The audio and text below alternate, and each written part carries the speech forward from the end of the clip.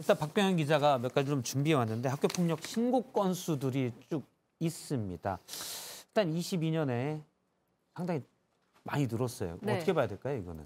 이게 2019년도 추세부터 준비를 했는데 예. 이게 보시면은 전체적으로 이제 꾸준하게 늘고 있다는 거는 이제 다 보시면 알 거고 2023년에는 이거는 올해 1월과 2월 기준입니다. 올해 2월까지만 해도 벌써 4천 건이 넘는 학교 폭력 신고 건수가 이뤄졌는데 이게 작년 지난해죠. 2022년 동기간 대비 10% 늘어난 수치입니다. 그런데 잘 이해가 안 되는 게 계약은 어제 했잖아요. 엊그제. 예.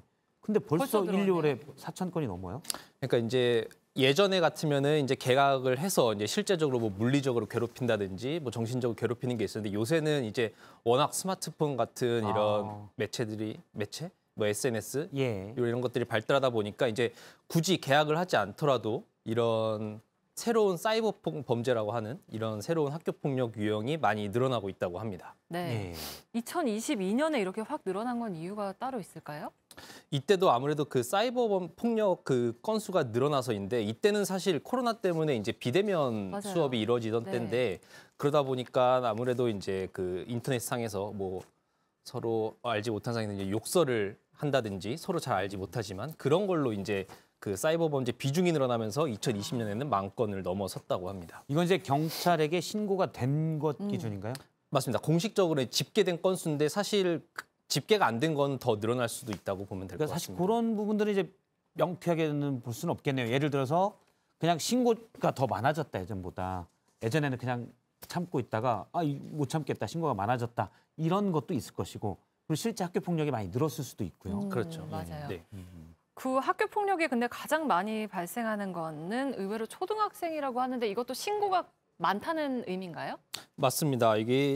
저도 이게 보면서 참 신기했는데 이게 의외로 이게 초등학교에서 많이 학교 폭력이 늘어났다고 합니다.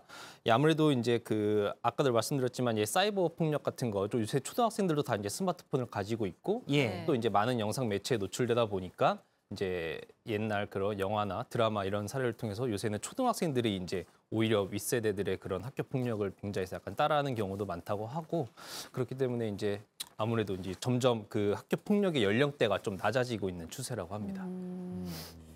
근데 학교 폭력이 사실 신고한다고 해서 또 잘 해결이 안 되는 경우도 통계적으로 많다면서요? 맞습니다. 사실 통계적으로만 보면 이 학교 폭력을 당했다고 이제 생각하는 피해자 중에 10명 중에 9명은 다 신고를 합니다.